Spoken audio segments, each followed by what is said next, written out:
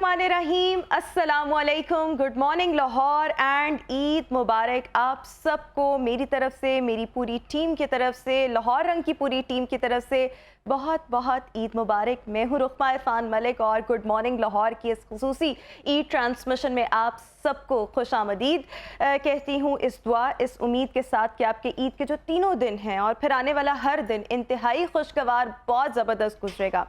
अच्छा व्यूअर्स, जब हम ईद उल अज़हा की बात करते हैं, कुर्बानी की ईद की बात करते हैं, सो बेसिकली कुर्बानी का मकसद यही है कि अल्लाह ताला की रज़ा, अल्लाह ताला की खुशनुदी की खातिर जो है वो रब के आगे सरेंडर करना, सरबसजूद होना।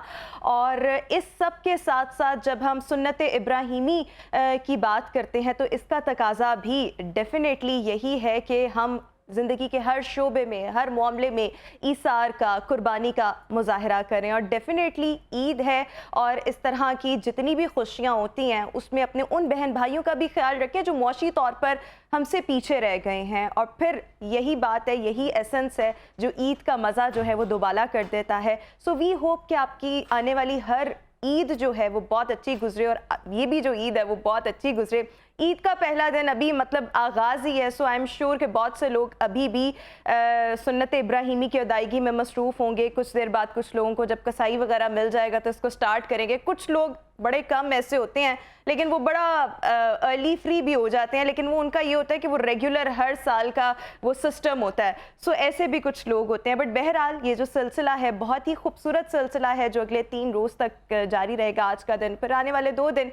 लेकिन हम आपकी ईद को खुशगवार बनाने के लिए बहुत ज़बरदस्त ट्रांसमिशन और बहुत ही डिस्टिंग्विश किस्म के गेस्ट आपकी खिदमत में लेकर हाजिर हुए हैं। गेस्ट का तारुफ आपसे करवाती चलूँ एंड आई डोंट नो कहाँ से स्टार्ट करूँ, बिकॉज तीनों मेरे बहुत अच्छे कॉलीग्स, बहुत अच्छे दोस्त हैं, मेरा इनसे बहुत अच्छा ताल्लुक़ है, मीडिया फ्रेटर्निटी से ही ये लोग हैं। सबसे पहले मेरे बहुत अच्छे दोस्त, मेरे कॉलीग भी रह चुके हैं और he has been anchor on a different channel. अभी वैसे ये ब्रेक पर है लेकिन इस दौरान ये अपना बिजनेस कर रहे हैं और इसके साथ साथ डायरेक्टर एडमिनिस्ट्रेशन है कज़ाकिस्तान हाउस के, which is also the Kazakhstan consulate. Abuzar Mauzam इस वक्त हमारे साथ इस ट्रांसमिशन का हिस्सा हैं। Thank you so much Abuzar for joining us in this transmission and Eid मुबारक। खैर मुबारक और बहुत बहुत शुक्रिया आपका और सब देखने वालों को जी ईद मुबारक। खैर मुबारक। मूविंग फॉरवर्ड आपकी तरफ अभी आएंगे दोबारा। अगली जो मेहमान मौजूद है मेरी बहुत अच्छी दोस्त, अगेन ये मेरी कॉलीग भी रह चुकी हैं और आप सब इनको मुख्तलिफ टीवी चैनल्स पर, मुख्तलिफ टीवी स्क्रीन्स पर देखते भी रहे हैं। आजकल भी एक प्राइवेट टीवी चैनल जो कि पाकिस्तान के टॉप मीडिया चैनल्स में उसका शुमार होता है, वहाँ पर एंकर भी हैं, प्रोग्राम को भी होस्ट कर रही हैं। एमन चौधरी इस वक्त हमारे साथ इस ट्रांसमिशन का हिस्सा है। थैंक यू सो मच एमन and Thank you for inviting me and Eid Mubarak to you and all of you. खैर मुबारक। और मज़ीद आगे बढ़ेंगे और इरफान आपको इसलिए वेट मैंने कराया क्योंकि आप थोड़ा सा लेट आए हैं, लेकिन खैर है। मेरे बहुत अच्छे, मेरे बहुत प्यारे दोस्त, मेरे बहुत अच्छे कॉलीग भी रह चुके हैं, अभी भी इनके साथ बहुत अच्छा ताल्लुक़ है। ये भी अब एक बहुत ज़बरदस्त एक चैनल है पाकिस्तान के, मतलब अब नया चैनल है लेकिन टॉप मीडिया चैनल्स में इसका भी बड़ी तेज़ी के साथ शुमार होने लग गया। वहाँ पर ये स्पोर्ट्स को हेड करते हैं, पूरा डिपार्टमेंट इनके अंडर है, स्पोर्ट्स एंकर, स्पोर्ट्स एनालिस्ट। इनको भी आप मुख्तलिफ टीवी चैनल्स पर स्पोर्ट्स के तज्जियाकार के तौर पर देखते रहते हैं। इरफान ज़हीर इस वक्त ट्रांसमिशन में हमारे साथ मौजूद है। Irfan, thank you so much for joining us in good morning Lahore and Eid मुबारक। कैसे हैं आप? जी अल्हम्दुलिल्लाह, आपको और तमाम देखने वालों को बहुत बहुत ईद मुबारक and thank you so much for having me on the Eid day. बहुत शुक्रिया। आप बहुत डाउन मुझे क्यों लग रहे हैं? मतलब लाइक हंसे खिलखिलाए, ईद का पहला दिन है। सो के उठे हैं अभी तो आस्ता आस्ता, फिर अभी डे तो शुरू हुआ है ना अभी। अच्छा बिल्कुल, हमें हमने आपको 3 घंटे दिए हैं लाइक कि आप जरा गुजार के फ्रेश होकर आ जाएं। लेकिन चले लेट्स स्टार्ट फ्रॉम यू। आप बताएं मतलब कैसी गुजर रही है ईद अभी, मतलब अभी तो आगाज है लेकिन पहले जो 2-3 घंटे हैं कैसे गुजरे, बाकी के दिन की क्या मसरूफियत है, कुर्बानी का क्या सीन है और नॉर्मली ईद उल अज़हा क्या सीन होता है, ज़्यादा क्या देखिए इसका और ओबियसली दूसरी ईद का डिफरेंस हो, इसमें कुर्बानी का आपने और मेल का इसमें थोड़ा सा रोल थोड़ा बढ़ जाता है और हमारी कोशिश यही होती है कि एज सुन एज पॉसिबल आपको कसाई मिले और इसको पहले ही प्लान किया हुआ था कि आपकी ईद की नमाज थोड़ी अर्ली हो जाती है। हाँ। और उसके राइट आफ्टर दैट फिर आपने कुर्बानी करनी होती है, तो अभी वो प्रोसेस समाउ चल रहा है। फिर इधर आना था तो वो घर वाले they are looking after it, तो मैं फिर उसको करवा के तो इधर आ चुका हूँ। अच्छा, आप करवा कर आए हैं, यानी you are one of the lucky person जिनको ईद के पहले दिन कसाई मिल जाता है और बड़ा टाइमली मिल जाता है। जी, जी। वरना नॉर्मली इस ईद पर पहले दिन जो है बहुत से लोगों की ख्वाहिश होती है, लेकिन मिल ऐसे जाता है, available रेट नहीं थोड़ा होता। ज्यादा होता है, वो आप पे डिपेंड करता है कि आप नहीं, उसको हम तो देते रेट हैं कि- ज्यादा भी देने को तैयार हो, लेकिन फिर भी नहीं मिलता ऐसा। मतलब वो उन्हीं के साथ होता है जिनका हर साल एक ही कसाई रहता है, हाँ, सो नॉर्मली ऐसा ही होता है। बट लेकिन अगर रुकमा अगर कसाई ना मिले तो कुछ लोग फिर खुद भी ये फरीजा सरंजाम दे इरफान की लेते हैं। शक्ल देख के नहीं लगता मुझे नहीं लगता इरफान ये काम कर सकते हैं। इरफान करते हैं, इतना दिल नहीं, जिगर गुर्दा है दिल गुर्दा तो है लेकिन आता नहीं है। जो काम नहीं आता वो मैं करता नहीं। सीजनल कसाई तो बहुत होते हैं। बट खैर इमन, आपकी ईद की क्या नॉर्मली तैयारियां होती हैं? मतलब आप तो ऑब्वियसली मीडिया के जो लोग होते हैं, जैसे हम भी आज अपनी ड्यूटी कर रहे हैं, फिर उसके बाद घर जाके घर वालों के साथ ईद आप भी सेलिब्रेट कुर्बानी करेंगे। कर रही हैं बेसिकली हाँ। अपनी। हाँ, एक कुर्बानी वो है, एक कुर्बानी ये है जो ईद के दिन पे कुर्बानी हम हर साल देते हैं।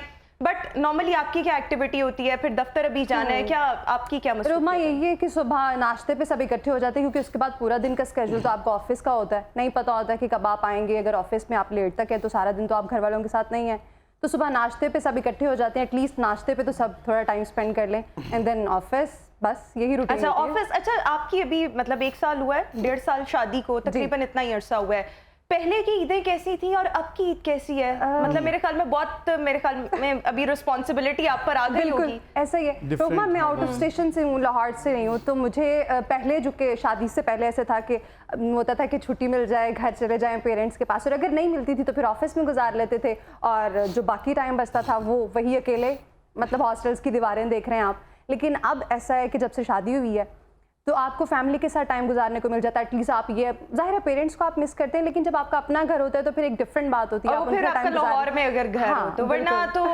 जो नॉर्मली जो दूसरे शहरों के लोग होते हैं वो इस चीज को बहुत मिस कर रहे होते हैं, स्पेशली जो मीडिया के लोग होते हैं, कि वो पहले दिन तो मोस्टली जो होते हैं वो घर नहीं जा सकते। तो ये एक सेक्रीफाइस जो है वो हर ईद पर उनकी तरफ से उनको करना पड़ रहा होता है। But Abu sir, how has been your Eid अभी सो फार, और फिर बाकी का दिन आपकी क्या मसरूफियत? और इरफान की तरह आप भी उन लकी लोगों में हैं जिनको कसाई मिल गया। मैं बल्कि जब आप ये बात कर रही थी तो मैं ये सोच रहा था कि मुझे तो अल्लाह का शुक्र है ये कभी इशू नहीं हुआ, क्योंकि हमारा जो कसाई है ना वो ईद वाले दिन से रात पहले ना जो उसका वो सामान होता है ना वो रख के जाता है कि जी सुबह सबसे पहले मैंने आपसे शुरू करना है। अच्छा, तो आपका भी पक्का वो कसाई है? हमारे खानदानी कसाई होगा।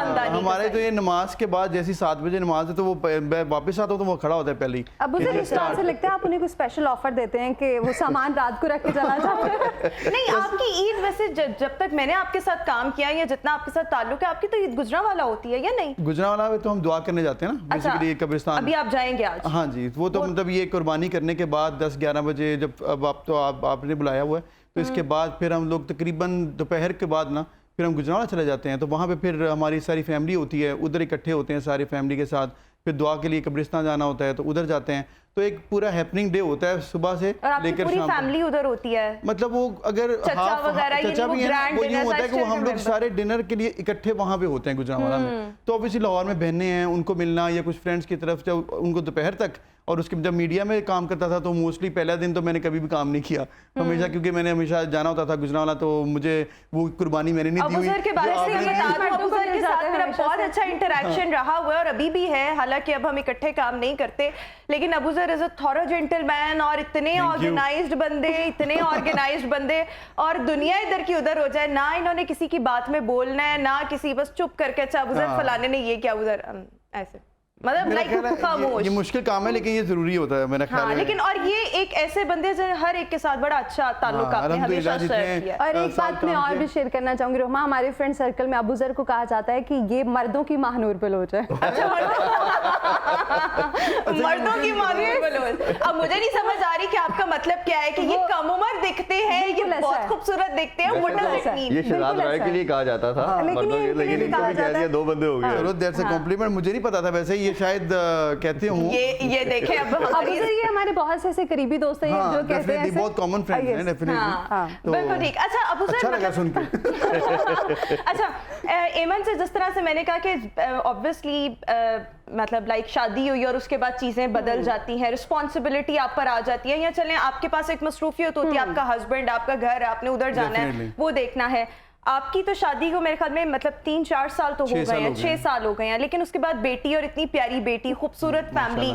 सो आपको क्या लगता है कि बच्चों के बाद, आपसे मैं ये नहीं पूछूंगी कि मतलब लाइक शादी के बाद, बट बच्चों के बाद आपको कितनी खुशी होती है बच्चों को देख के, कितनी रिस्पॉन्सिबिलिटी आप पर इजाफी हुई है कि अपनी तैयारी के साथ साथ बच्चों की भी मेरे तैयारी? ख्याल में तैयारी वाली बात तो डेफिनेटली है, क्योंकि बच्चों के लिए आपको, मेरी एक बेटी है तो वो काफ़ी ज़्यादा ऑब्वियसली अभी वो लाडली भी है सबको, हाँ, तो माहनम।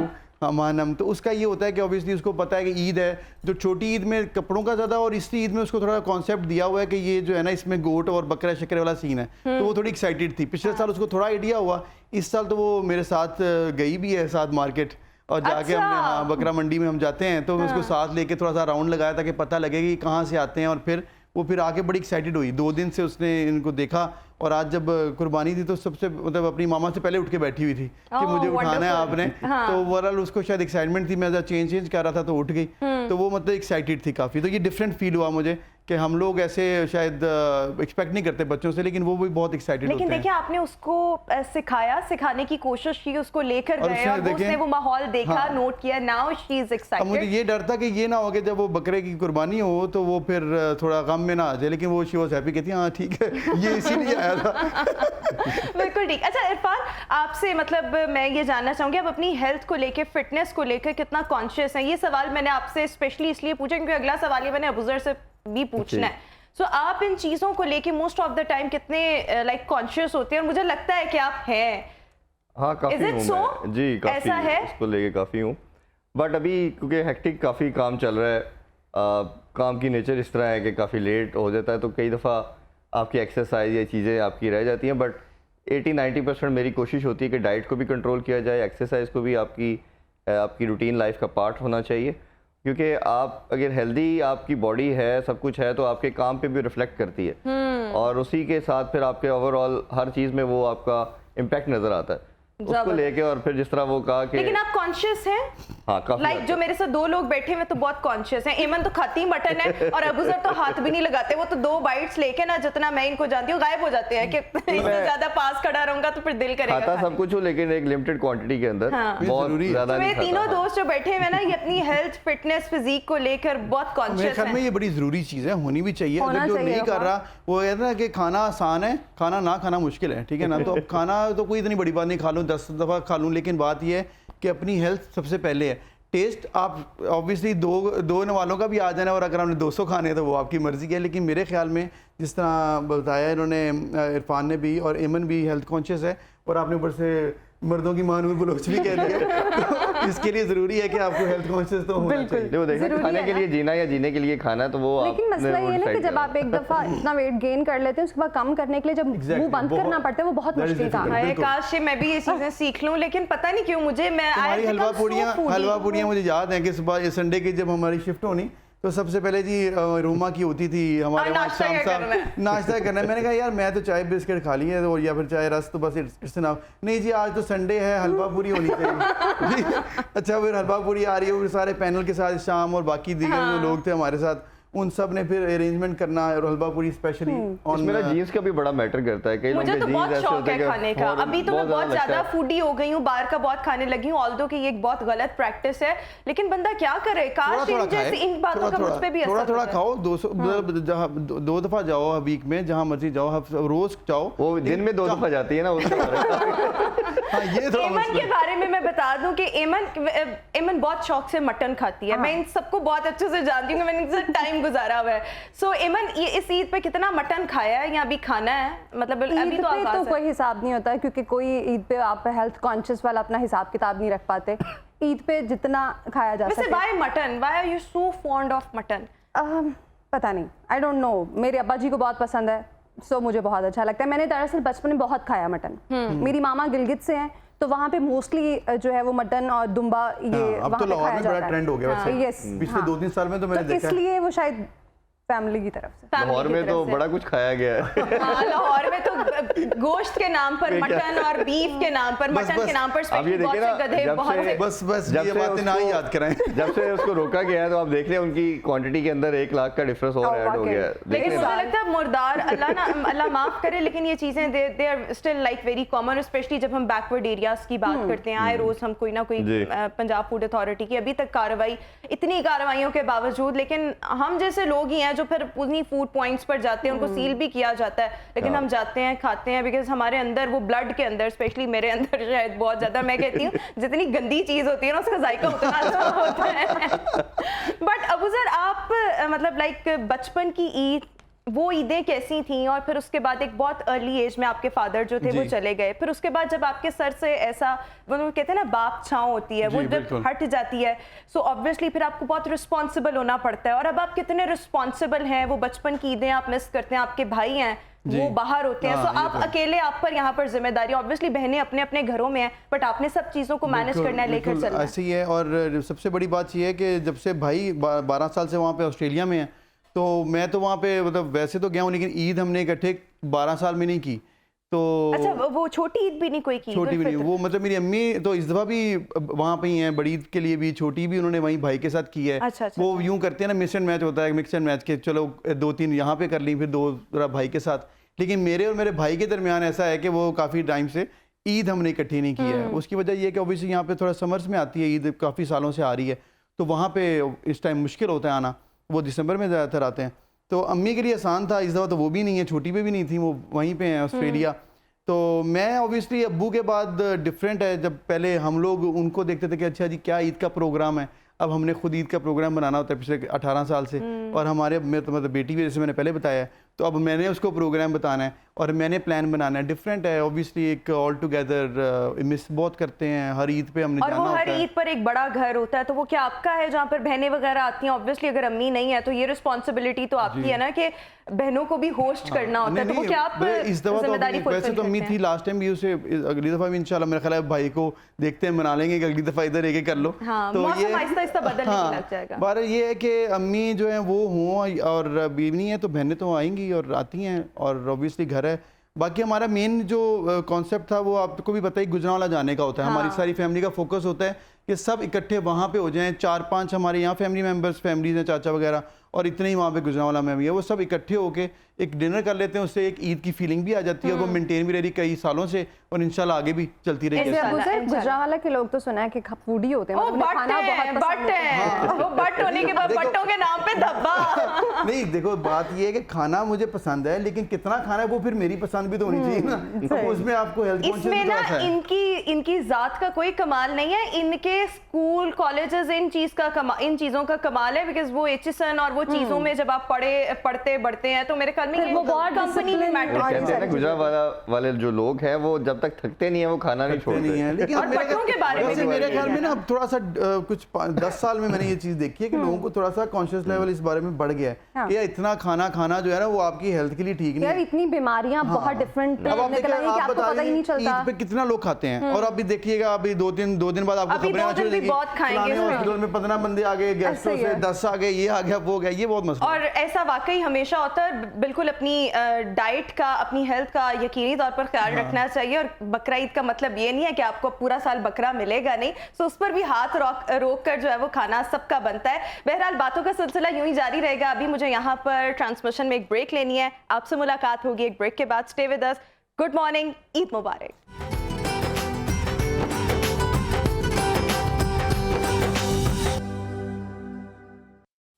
ब्रेक के बाद एक बार फिर से ईद की इस खुसूसी नशरियात में आपको खुशामदीद कहेंगे। और ब्रेक के बाद हमें एक नई मेहमान शख्सियत ने ज्वाइन किया है, और इनका तारुफ कुछ इस तरह से है कि सीनियर सहाफ़ी हैं, सीनियर तज्ज़ियाकार हैं, और पाकिस्तान में जो पहला स्पोर्ट्स शो हुआ था उसको भी इन्होंने होस्ट किया था। डिफरेंट चैनल्स की लॉन्चिंग टीम का ये बाकायदा तौर पर हिस्सा रहे हुए हैं, और मेरा इनसे बहुत अच्छा ताल्लुक है। मुझे पता है कि जब मैं इनको कहूँगी ना कि आपने मेरे शो पर आना है, आपने मेरी ट्रांसमिशन पर आना है, तो ये लाजमी तौर पर आएंगे। आई रिस्पेक्ट हिम अलॉट, और ऑब्वियसली ये भी हमेशा उस चीज़ का मान रखते हैं।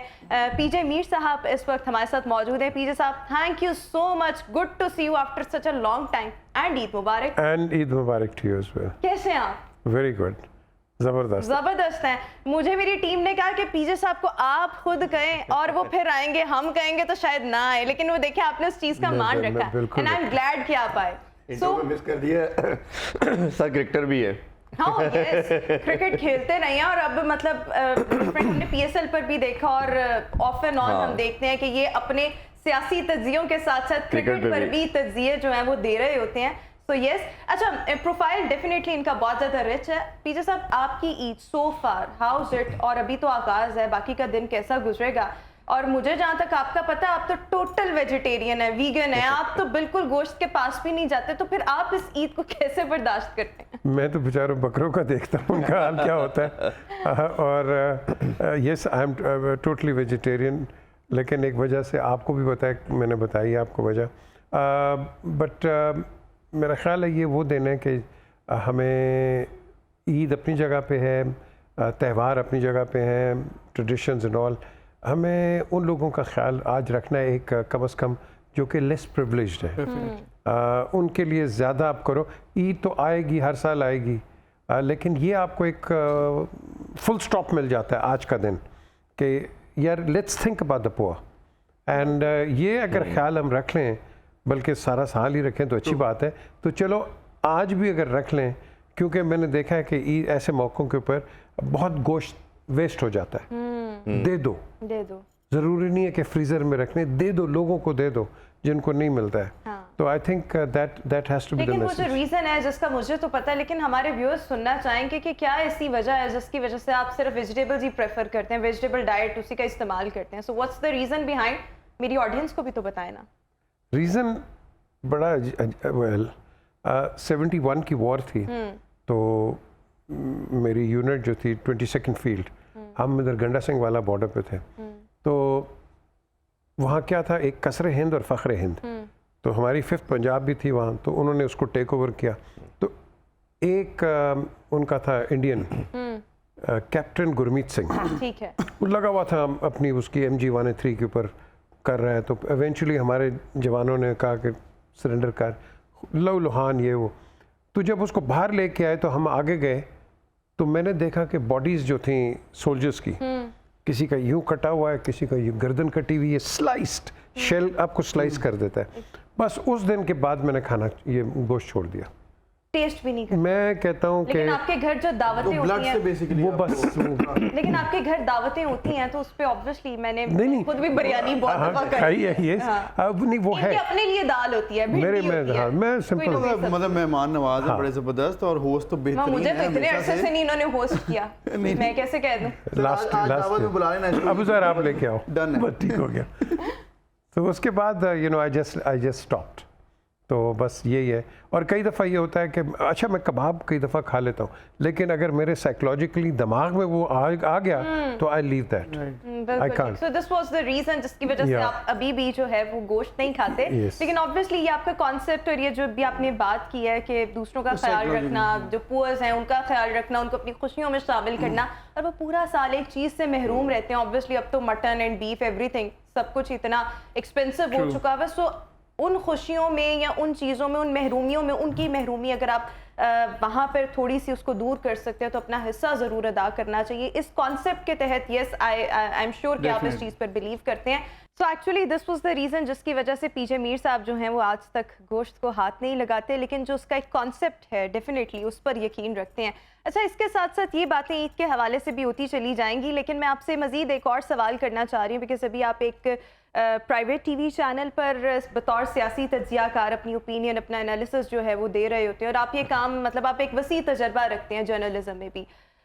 बहुत से लोग, हमारी ऑडियंस ये जानना चाहते हैं कि जब आप सहाफ़त कर रहे होते हैं या आप बतौर तज्जियाकार मुख्तलिफ टीवी चैनल्स पर बैठते हैं, या आपने ख़ुद भी जब एंकर पर्सन भी थे, कितना प्रेशर्स आपको, कितने प्रेशर्स जो हैं वो फेस करने पड़ते हैं कि क्या लाइन आपने ऑप्ट करनी है, और अगर आपने इस लाइन को परसू ना किया तो कॉन्सिक्वेंसेस आपको बेयर करने पड़ेंगे, और इस किस्म के जब प्रेशर्स आते हैं और सब पर आते हैं ऑब्वियसली, तो फिर आप किस तरह से डील करते हैं और इसमें कितनी हकीकत है? हमने जब ये पहला टेलीविज़न जिसको मैंने बनाया, मैं fortunate to be part of the team ARY, और हम दो होते थे, जियो तो बाद में आया, बाकी सब टीवीज़ बाद में आए। तो डॉक्टर शाहिद मसूद और मैं, तो वो ज़्यादा तनकीद करते थे, हमारे चैनल को मुसीबतों में लेके आते थे और मैं मिट्टी डालता था ऊपर। सो बेसिकली हम बैलेंस इसको कर देते ये थे। कौन से ईयर की बात है? This is 2001 onwards. देखें ये 20 साल पहले भी ये कल्चर जो था वो रहेगा जब तक हमारे इस मुल्क के अंदर सही जमहूरियत नहीं आएगी, वो रहेगा। लेकिन साथ साथ मैं क्रेडिट देता हूँ हमेशा कि जो ओनर थे हमारे सलमान इकबाल, उसने कभी भी मुझे नहीं कहा कि ये लाइन लेनी है, ये लाइन लेनी। He is never ever said that, and I am so proud of him कि कई होते हैं भाई आपने ये बात नहीं करनी, ये नहीं करनी, यार he never ever said that. वो लेकिन कहता तब भी क्या ये देखें 2001 में भी क्या ये रिवाज या ये रुझान था कि कोई एक चैनल, उस वक्त तो चले चैनल्स भी बहुत थोड़े होते थे, कि एक चैनल की सियासी वाबस्तगी आप कह लें या किसी किस्म की एफिलिएशन वो किसी एक सियासी जमात के साथ है, और फिर एक और चैनल, बिकॉज अभी आप जिस चैनल का नाम ले रहे हैं या उसके ओपोनेंट जो एक बहुत बड़ा पाकिस्तान का टीवी चैनल है, दोनों पर इल्ज़ामात तो लगते हैं ना कि एक ने एक सियासी पार्टी की लाइन पकड़ी हुई है, दूसरे ने दूसरी सियासी पार्टी की पकड़ी हुई है। सो अब आपको नहीं लगता कि मीडिया के डायनामिक्स चीज़ें बहुत बदल चुकी हैं? बिल्कुल बदल चुकी। उस वक्त नहीं था ये, क्योंकि देखो ना उस वक्त जनरल मुशर्रफ की हुकूमत थी and there was only one party, PML। Q था उस वक्त, जिसको किंग्स पार्टी कहते थे ये, बट पीपल्स पार्टी भी थी, PMLN भी थी, बाकी सारे थे।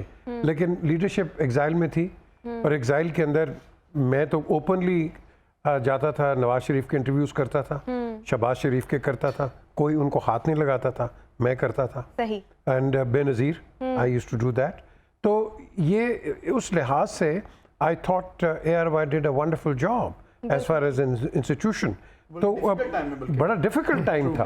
सर आपको लगता नहीं सिविलाइज कल्चर में तो आपने ग्रूम करना होता, तो हम स्टोन एज की तरफ जा रहे हैं, बेहतर होने की बजाय, सिविलाइज्ड होने की बजाय हम किस तरफ जा रहे हैं कि हर जगह हर चीज़ को रोका जा रहा है? हम जा रहे हैं सुपर स्टोन एज पे। स्टोन एज तो छोड़ दें, हम सुपर स्टोन एज पे जो बात आवाज़ उठाए उसको गिरा दे, उसको गायब कर दे। देखो ना, आज वो कासिम है, उसके वालिद के मुतालिक बात नहीं कर सकते you know, मुझे मैं कहूँ यार ये क्यों नहीं कर सकते। अच्छा, इंटरेस्टिंगली कासिम के वालिद, मैं कमेंट्री कर रहा था 96 के वर्ल्ड कप में, तो मैं फैसलाबाद में कमेंट्री कर रहा, तो मेरे साथ तस्लीम आरिफ था, अजहर खान और पता नहीं चिश्ती मुजाहिद। तो अंदर से वो मंशा न थे PTV के प्रोड्यूसर, याद है? तो वो मुझे कहते हैं PJ साहब इस बंदे का ना नहीं लेना। मैं भाई क्यों, 92 का वर्ल्ड कप जीत के आएगा, मैं किस तरह क्या कहूँगा, या अंग्रेज बैठे हैं सारे, मैं क्या खुदा के लिए कहते सर हमें तो ऑर्डर है, आप नहीं कर सकते। अब हमने नाम नहीं, मतलब पुराना चल रहा है जी इस तरह की उस वक्त। मैं बहुत हैरान हुई हूँ कि ये लेट 90s में भी ये सब कुछ था, फिर अर्ली 2000 सर अगर ये तब भी था अब भी है, इसका मतलब है we haven't learned anything Pakistan के एज अ कौम हम देखें तो आपको लग रहा है कि एनीथिंग कमिंग बैक या और अबू सर, वो कौमें कभी तरक्की नहीं कर सकती जो अपने आप पे तनकीद बर्दाश्त ना कर सकें। ऐसे ही ऐसे इंसान भी कभी तरक्की नहीं कर सकता। इंसान भी नहीं करता। आप बर्दाश्त करो, लेकिन एक होती है चीज़ कि जिसके अंदर, मेरे नज़र के अंदर जो स्टेट होता है ना, अब स्टेट को तंग ना करो, उसको मत छेड़ो, बाकी जो मर्जी आप करो, बिल्कुल ठीक, keep the state interest right up, and that's the way. और यही चीजें आगे चलकर जो हैं वो प्रॉब्लमेटिक भी बनती हैं। आप स्टेट को मत छेड़ें, लेकिन बाकी जो आपकी अपनी सियासी बयानिए हैं वो लोगों तक पहुंचाएं, जो आपने अपनी मुफाहमत करनी है, वो जो कहते हैं ना मुफाहमत वाली सियासत, वो सब कुछ करें, बट इस चीज़ को मत छेड़ें। अब सर आप भी ऑब्वियसली आपने भी जर्नलिज्म के साथ और फिर उसके बाद मॉर्निंग शो भी करते रहे, आपके साथ मैंने भी, हम कुछ ट्रांसमिशंस कर रहे होते थे, तो एक पर्टिकुलर लाइन आपको कही जाती है कि इसके खिलाफ नहीं बोलना, और अगर ये फलां सियासी जमात का ये बंदा अगर फलां सियासी जमात के बारे में कोई बात करे, इसकी वॉल्यूम डाउन कर देना है। तो आपके उस वक्त क्या जज्बात होते थे? जज्बात क्या होने हैं, मतलब बस पता है कि अच्छा ये नौकरी है, करनी है, फिर नॉर्म्स हैं हमारे मीडिया के, जैसे PJ के पास तो जितना एक्सपीरियंस है हम तो उसके बिल्कुल करीब भी नहीं बनते। बात अगर वो इस चीज़ों को देख रहे हैं और 25-30 साल से देख रहे हैं होती हुई, तो हमने ये 5 सालों में भी देखा है थोड़ा थोड़ा। तो ऑब्वियसली जब तक एज अ कॉम हम समझेंगे नहीं इन चीज़ों को और इस चीज़ से बाहर निकलने का, जैसे PJ ने कहा है कि स्टेट को छोड़कर क्रिटिसिज्म को एक्सेप्ट करें, अपनी गलती माने, तभी हम बेहतर हो सकते हैं। अगर हम ये नहीं करेंगे, अपने आप को कहेंगे नहीं हम ही ठीक हैं बाकी सब गलत हैं, तो फिर हम सब कभी भी ठीक नहीं हो सकते। तो मेरा ख्याल है ये वजह है, ये छोटी छोटी पॉलिसीज़ मीडिया हाउसेज़ की होनी ये मैटर नहीं करती। मेरे ख्याल में ये छोटी पॉलिसीज नहीं, बहुत अब एक पूरा माफिया बन गया। हाँ नहीं, ये पॉलिसीज़ है ना, हर मीडिया 40 चैनल्स हैं, 40 ने अपनी अपनी पॉलिसी बनाई हुई है, इससे नुकसान पूरे पाकिस्तान का हो रहा है। आपको इस चीज़ से बाहर निकलना चाहिए, अपने आप को एक के साथ लाइन करना।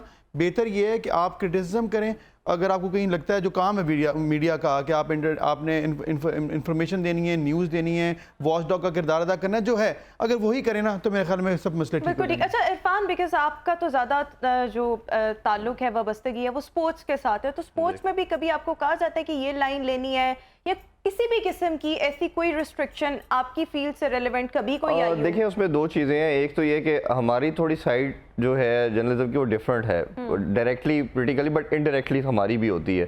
आई एम लकी इनफ कि मैं उसमें भी कहूँगा मुझे कभी किसी की डिक्टेशन किसी चैनल में किसी बड़े सीनियर की तरफ से नहीं आई, बॉस की तरफ से कि जी ये आपने बात करनी है।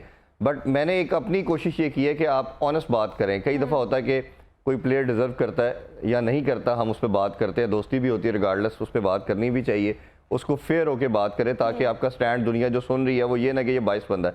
दूसरा, इनडायरेक्टली जो मैंने बात की, हमारा सेमी पोलिटिकल तो होता ही है शो। इस वजह से जैसे डिपार्टमेंट क्रिकेट पीछे जो थी प्रीवियस गवर्नमेंट उन्होंने सैक कर दी, वो बंद कर दी, तो मैंने उस पर हमेशा आवाज़ उठाई जहाँ उनकी अच्छी चीज़ें थी। मैंने कहा ये होनी चाहिए, आपको पहले उसको सेकंड पैरेलल आप सिस्टम तैयार करें, जो ऑस्ट्रेलियन का या इंग्लैंड की हम बात करते हैं उस सिस्टम के लिहाज से। आप डिपार्टमेंट क्रिकेट को एकदम से ऑब्सोलीट नहीं कर सकते, आप दोनों टीयर को लेके चलें। जब आपका पहला सिस्टम रीजनल सिस्टम आ जाए और फिर उसके बाद आपकी जो 6 रीजन की टीमें बनी हैं उसके बाद फिर आप पैरेलल इसको चलाएं। जब वो खड़ा हो जाए तो फिर उसको करें। मेरा ख्याल है सर भी इंडोर्स करेंगे इस चीज़ को कि आप ये जितनी लॉट हमारी आई है 30-40 साल में सुपरस्टार की, लेजेंड्स की, ये सब डिपार्टमेंट से आई है। और हमारा एक जो इंडिविजुअल होता है वो इंडिविजुअल नहीं है प्लेयर, वो अपनी पूरी फैमिली को रन कर रहा होता है, और हमारी जो है वेलफेयर स्टेट नहीं है। अब जब डिपार्टमेंट को एकदम बंद कर दिया गया तो कम से कम 1100-1200 लड़का जॉबलेस हुआ। वो सारे अपनी क्रिकेट छोड़ के, कोई उबर क्रीम चला रहा है, कोई बर्गर लगा रहा है, कोई रेडी लगा रहा है, कोई सब्जी बेच रहा है, क्योंकि उनके पास समहाउ जॉब तो थी नहीं बेचारों के पास, ना उनके पास एजुकेशन थी कि वो किसी ऑफिस में जाके जॉब कर सके। तो हमें पॉलिसीज़ के ऊपर बात करनी चाहिए रादर दैन कि हम किसी इंडिविजुअल को क्रिटिसिज्म में लेके आए। हेल्दी क्रिटिसिज्म होगा तो सबके लिए बेनिफिशियल है और हर जॉब के लिए या सस्टेन भी करें। तो उस लिहाज से मैंने कभी किसी की डिक्टेशन नहीं ली अपने काम के अंदर। मुझे जो ठीक लगता है मैं उस पर बात करता हूँ। लेकिन इनडायरेक्टली ये चीज जो है वो स्पोर्ट्स में भी कहीं ना कहीं आ जाती है। जी बिल्कुल आती है। अच्छा, मूविंग फॉरवर्ड, थोड़ी सी सीरियस डिस्कशन हो गई है, जरा इसको थोड़ा सा लाइट हार्टेड करते हैं। पीजे साहब, मैं आपसे जानना चाहूंगी बिकॉज आपका जो घर और वहाँ पर जो आपका शौक, और एक तो आपको म्यूजिक का बहुत शौक है और इसके साथ साथ आपके घर में जो मुख्तलिफ डेकोरेशन पीसेज होते हैं, तो ऐसे लगता है कोई बड़ी सुगर खातून और वो मतलब इंटरनेशनल टूर्स पर जाती है और वो छोटी छोटी चीज़ें ख़रीद कर लाती है। आपके शौक वो वाले हैं और मुझे यकीन नहीं आता था आपके घर आकर कि ये सारी आपकी चॉइस है। तो ये वाला शौक आपको कहाँ से आया? ये तो ख़वातीन के शौक होते हैं। ये पता नहीं, ये मुझे बचपन से मेरे आप कहीं भी आप जाएं मुझे एस्थेटिक्स नज़र आते हैं। अगर मैं किसी के घर जाऊं वो पिक्चर टेढ़ी होगी मैं सीधी कर दूंगा, कुछ चीज़ ठीक नहीं है मैं कर दूंगा। दोस्तों को एडवाइस करते रहता हूँ कि you know do this do this do this. ये क्योंकि एक तो मैंने मेरा बड़ा 1-2 चैनल्स हैं, HGTV होम एंड गार्डन, अच्छा। वो बताते हैं घर कैसे बनाते हैं, डेकोरेशन कैसे रखते हैं। तो ये मैं बहुत पहले से देखता आ रहा हूँ और ऐसे चैनल्स देखता हूँ कि जिसमें आपकी एस्थेटिक सेंस खुद बढ़ती है। सो ये आपने जो कहा है मैं हर जगह से कलेक्ट करके एंड देन यू नो आपने देखा है।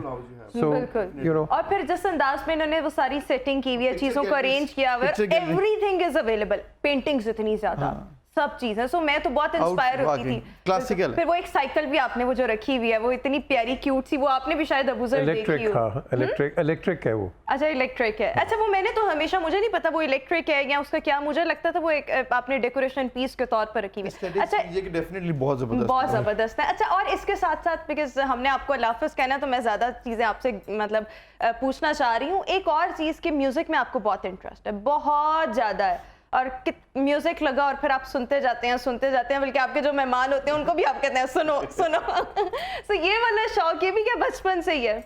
ये है, और बता दूं? हाँ बता दे।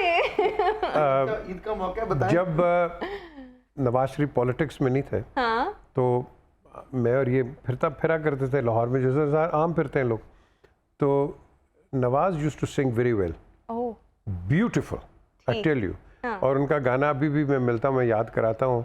उनका गाना होता था वो किशोर का, जो तुम हंसोगे तो हंसेगी दुनिया, ना रोगे तो ना रोएगी दुनिया। तो ये बहुत अच्छा गाते थे, बहुत अच्छा। सही। एंड वहाँ से फिर मुझे थोड़ा हुआ, और एक्चुअली जो हम करना, मैं एक दफ़ा बैठा था जनरल मुशर्रफ के साथ, तो हम थे लंदन में ब्रिगेडियर नियाज के घर, तो ये राहत फ़तेह अली उधर आया हुआ था, तो ये कुछ कर रहा था, तो मैंने भी हम करना शुरू कर दिया। तो जैन साहब ने यूँ कहा, तुम तो बहुत अच्छा करते हो, तुम भी गाओ। मैं गाओ, बस छोटा सा था। मैंने आपको कभी गाते हुए नहीं देखा, मतलब do you sing well? Well, I can try, but I'm not that बड़ा good अच्छा anyway. मौका है वैसे अगर आप नहीं, अच्छा, मुझे डर लग रहा है वो कहीं मैंने नहीं करना, ये क्या मुझे ट्रांसलेशन में बुला के कहने नहीं, लगे। नहीं, ये- लेकिन विद ड्यू रिस्पेक्ट कुछ थोड़ा सा गुनगुना सकते हैं? मैं आपको बताऊं कि मेरे साथ ये जो दो बैठे हैं ना, ये बहुत ही अच्छा गुनगुनाते हैं। आपने इनको सुना? इसका मतलब है कि जब पीछे के घर जाएंगे ना तो तब उनसे चले कोई, मैं फोर्स नहीं करूंगी, मैं फोर्स नहीं करूंगी, बिल्कुल। अच्छा, एक खूबसूरत सा मैसेज हमारे तमाम देखने वालों के लिए ईद के हवाले से, या ओवरऑल अगर हम अपने मुल्क को इस वक्त देखें और जिस तरह से हर शोबे में, हर चीज़ में इंस्टेबिलिटी है, so anything that you would want to convey to our audience? देखो, मैसेज एक ही है, जो भी हुकूमत आती है हम उसको तनकीद का निशाना बनाते हैं, पिछली हो, उससे पिछली हो, आज हो, कल हो। आपने सब्र दिखाना है बहैसियत एक पाकिस्तानी के। आपने ये नहीं अपने जज्बात आप ऐसे लेके आ जाएं कि जिसमें हमारे मुल्क का नुकसान हो। हमने ये देखना है कि गलतियां होंगी, सबसे होती रहेंगी, परफेक्शन कहीं भी नहीं है। हमारा एक गरीब मुल्क है, हमने ऑस्टेरिटी खुद दिखानी है। हम एक्सपेक्ट करते हैं पॉलिटिशियन से, नहीं, आप खुद बताएं।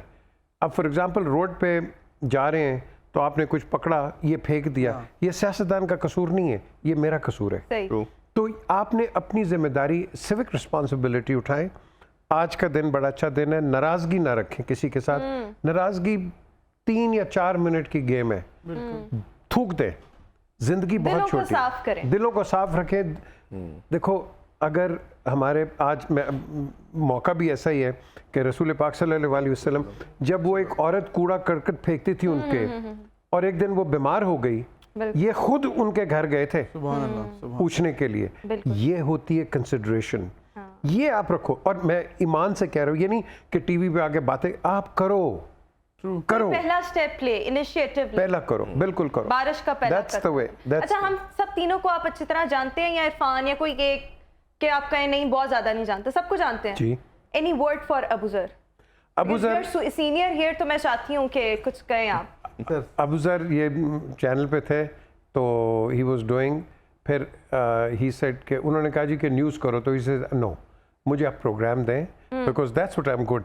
तो I think that's a great thing कि you do what you want to do, not because somebody else asks you to do, because उसका अपना एक टैलेंट है, उसका एक अपना एक रिजॉल्व है। So I think What about Irfan? Well, Irfan मैंने प्रोग्राम्स देखे, he is got a great knowledge of cricket.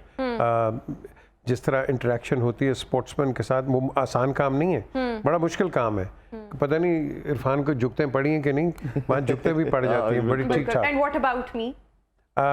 You over the years have turned into a very fine polished anchor. Oh, and I think ये आप जो लोग हैं ना नए, ये एक एसेट है हमारी इंडस्ट्री के लिए, and we are proud of you. Thank you so much. और पीजे साहब के लिए आप क्या कहना चाहेंगे? पीजी साहब के लिए तो मेरे ख्याल में ये है कि माशाल्लाह आइकॉन है, और हम we all look forward to him, और ऐसे ही आप जो हैं बेहतरीन सर्विस टू द ह्यूमैनिटी देते रहें इंशाल्लाह। इरफान? देखिए, आप जब भी किसी इंडस्ट्री में आते हो ना, तो आपके कुछ सर्टन रोल मॉडल होते हैं, और ऐसा रोल मॉडल जिसने हर जगह अपने आप को स्टैब्लिश भी किया, और अपने नीचे जो बच्चों को तैयार करना ना, ये सबसे बड़ी चीज़ है। ही इज़ काइंड इनफ कि इनके पास जितना मैंने 4-5 ईयर्स में देखा है कि ये अपनी जो नामार्क सब बना लेते हैं, नीचे जो आने वाले नस्लें हैं उनको लेके चलना, this is the biggest thing.